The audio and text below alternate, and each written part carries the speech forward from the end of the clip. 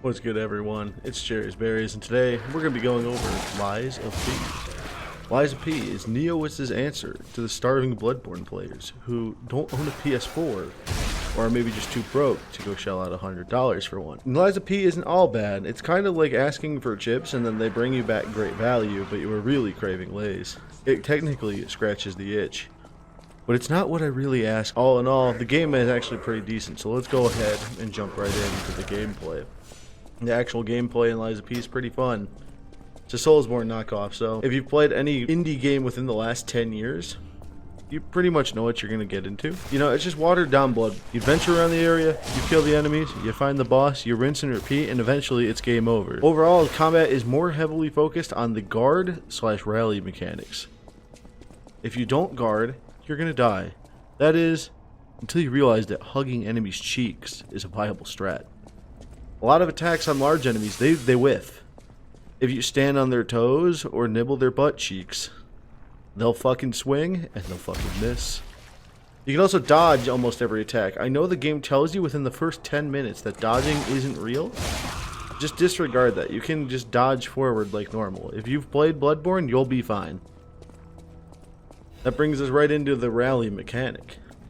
The rally mechanic overall, it's fucking ass. It's actually really bad. In Bloodborne, you get rally. Whenever you take damage, you have the opportunity to do damage and get some of that health back. In this one, if you take damage, you take damage, which is fine. However, if you guard, you will take damage, but you can recover some of that HP back. Unless it's a perfect guard. And with a perfect guard, you get no damage taken. And you do more damage to the enemy who hit you. Overall, it's not too confusing. However, when you play the game over 5 months, as I have did, and the reason I played it over 5 months is because I'm fucking lazy. But in all honesty, no, you can brute force the game. You don't have to learn the mechanics. I was playing the game and didn't realize that when they glow red, it meant perfect guard. I thought it meant dodge. Even though it says these are guaranteed to hit attacks, they're not guaranteed. You can whiff. They whiff out all the fucking time. Like, all honesty, you will brute force this game if you have a motility build. If you've got a fully developed frontal lobe, and you can utilize pattern recognition like your fellow Homo sapien, you'll be alright. If not, well buddy, you're meant to work the fields, and you're gonna wonder every day why you couldn't be one of the house homies instead, toiling away in the fields as you cry at night in your shack. All that being said, the gameplay and combat is streamlined and speedier than Elden Ring, but it's not quite as fast as nuts to butts action you got in Bloodborne, and definitely nowhere close to fucking Sekiro. Nothing's too difficult outside of a boss fight, and even then, it won't be too bad if you get the hang of how the game wants you to play, rather than you making your own way of how you want to play. Let's talk about the level design. The biggest drawback to Lies of P so far is the level design.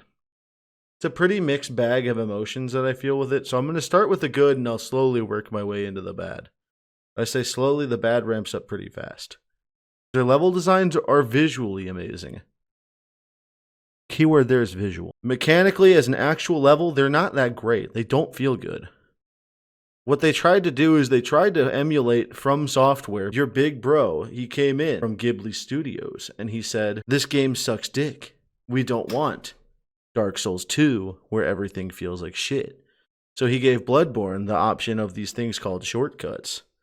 So even though the lanterns are at point A and point B, at most you'll have 2 to 3 in an area. It's not this whole huge run back. You run through the area, you unlock the door, and you go ahead. This is course corrected throughout Elden Ring because Elden Ring is their first quote-unquote open world game. With Elden Ring, it's like they kind of took the MS Paint dropper and just started clicking on the screen everywhere they could and said, you know what? There's enough bonfires for all. Now this would work because it's an open world game. Now Lies of P, this doesn't work. Lies of P decided to do what Elden Ring did while also simultaneously doing what Bloodborne would do. And this isn't so bad, but here's the thing. You start an area, you get a stargazer. So you'll get a bonfire at the start of the area. You'll walk 15 feet, you'll kick down a ladder, say, oh, I can get back to the stargazer now. You'll go another 30 feet, and you'll kick down another ladder or open a door. And it'll be like, okay, now I can just go from that shortcut to this shortcut and run to the boss. After you kill the boss, you get another Stargazer, because you know what, why not reset your stuff? But that's not all. Walk 30 more feet and you're in the start of the next area, and we're going to rinse and repeat this same strategy. Kind of like how in Dark Souls 3, you can see the one bonfire from the other one. You can literally see them. You're going to end up with a lot of areas that feel that way here in Lies of P.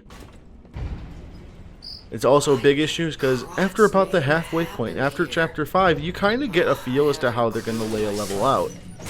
There's not too much level variety. It's go up, maybe go down for an optional area.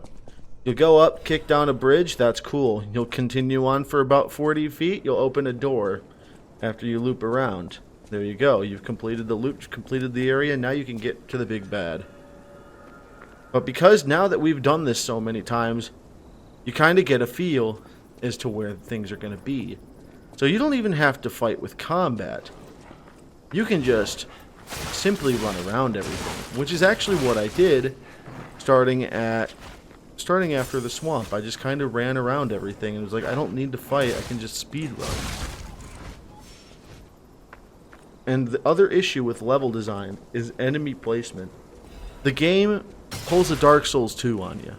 He'll put a lot of enemies in one area because the fucking geniuses at Neowitz said this is the greatest thing to happen since sliced bread. So they'll come down, they'll hit you hard, and they'll put stuff in the dumbest areas possible. Around a corner, above a ledge, behind a box needed to go forward. You'll have either a piss poor enemy that dies in one hit, or you'll get fucking Luke Cage and he's gonna whoop your fucking cheeks. And the only option to that one is running back. The most egregious example I have of this is the Mad Clown Puppet. You're just walking through an area, and then suddenly you've got Big Boy sitting there. But don't worry, you don't have to deal with him. Just run past him and go up behind him, and you'll unlock the Stargazer, and then you can fight him without dealing with all the traps. It's really a fucking travesty with level design here. The bosses feel great when you fight them the first time. I say this because after Chapter 5, they start to recycle bosses. The swamp monster in Chapter 8, he's just a reskin of the Scrap Policeman. The Puppet Master, you fight him both corrupted and uncorrupted. The King of Puppets is unique. The Victor is just the Door Guardian minus the gimmick, and so on. There might be 3 bosses throughout the whole second act of the game that are new. And when the bosses are unique, that's when they're their best. But here's the thing about it. The main problem with the bosses is that instead of trying to teach you a lesson on things you've learned in the area from a normal enemy type, it incentivizes you to play more defensively. When you get up against Archbishop Andreas for the first time, he's a real skill check. And it'll teach you, oh, I can't just aggressive stance everything, because he's going to be hyper aggressive. And if you match it, you're going to get hit for like half your HP. However, that's not how you play this game. This game is incentivizing you to take an aggressive stance and knowing how to guard. When most of the bosses, though, you're incentivized to take a defensive stance, call out Spectre, and you got Riku from Kingdom Hearts 2, who's going to whoop ass. But here's the thing. Here's the thing about the bosses. You can just brute force them with a Motivity build. Motivity is actually pretty strong until you hit New Game Plus, but we're not gonna, that's a different story. We're not talking about New Game Plus, we're just talking base game. My hardest boss, for me, this sounds like ass, is the Door Guardian. I fucking fought the Door Guardian for 2 hours. Contrast that with Nameless Puppet and Simon Manus, which I both killed within the same hour. Nameless Puppet took me about 10 times, and I almost first try blinded him. While Manus, he was a first try blind fight. And that's because I learned, hey, just play aggressive. Learn how to unga bunga. And we're not going to remember Walker of Illusions, Laxatia, or the motherfucking Archbishop. And here's some of my experiences that I've had playing Lies of P. My own experience with the game is that it's fun, but it's not as fun as some of the FromSoft games. It makes me appreciate that struggle that I had when I played Bloodborne originally, and also appreciating the obvious homages to Bloodborne besides the blatant copy. It feels like a nice trip down memory lane, but looking back, there isn't anything that really defined itself other than, hey, this is Bloodborne at home when I wanted McDonald's. And you know, because Sony is going to keep this game off fucking PC for as long as they can, it's the best we're going to get. The story was fine. I'll admit the story department, it's a little better than what Bloodborne has going on. Mainly, if you didn't want to fucking read or watch a fucking video vid to look at 10 hours of lore to finally get caught up. By having the story there at the front pace, it's not a great story by any means. It's just fine. If I hadn't been familiar with like the source game that they were really copying, I probably would have had a lot more impact on me when we got to Moonlight Village and saw the petrification disease. Because here's the thing, Bloodborne has beasts and then the Eldritch Horror, while Liza P has this puppet frenzy and then man-made horrors beyond my comprehension because I've got lukewarm IQ. The story to Liza P is more coherent, little narrative string. We got Pinocchio and he's helping out Geppetto, while Geppetto's got his own ultimate ambitions at the same time. Basically, it's enough of a MacGuffin to string you along and also keep you semi-invested. I'm not going to go over the implications of other characters just to keep this kind of like the sake of brevity. And also, in case other people want to play the game, as it is less than 6 months old. This is also the first Soulsborne to where I played a full strength build, and I'm also only doing the first playthrough. I know that most people will say the game doesn't really get good until New Game Plus, but I don't feel like playing a game where I'm forced into a quality build. I'd rather make that choice myself. Even with the patch that downgraded some of the bosses, let's be real here, the patch that downgraded the bosses isn't bad. The patch that downgraded the bosses, it got rid of a lot of the fucking HP. It didn't really decrease a whole lot of damage unless you're talking about Simon Manus. Which honestly, he probably could be retuned back up. Nameless Puppet wasn't changed, none of the other shit was changed. All the hard stuff in the game's still hard.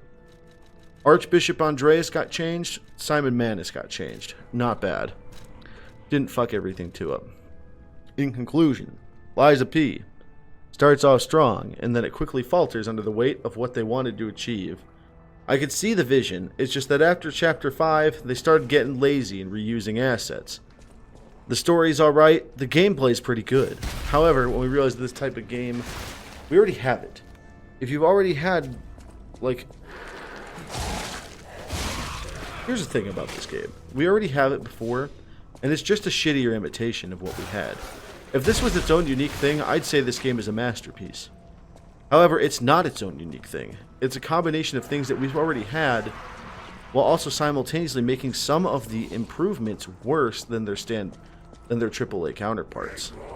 This is Neowitz's first endeavor into the AAA scene, and there is a secret under the true ending, so we'll see if there's any DLC that gets added to this game.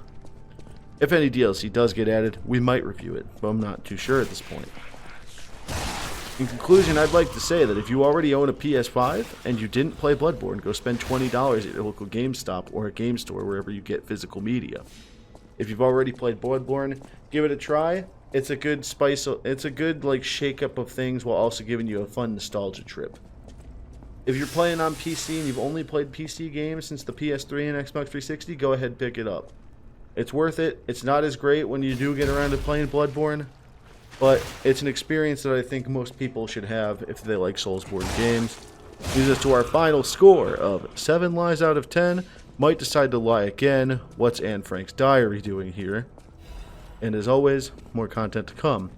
I do stream on Twitch under twitch.tv/jerrysberriesgame, and I have socials that I neglect in the description below. Thank you to everyone who watched the video and supported me. If there's anything you think I should cover next, let me know. Until then, have a good one.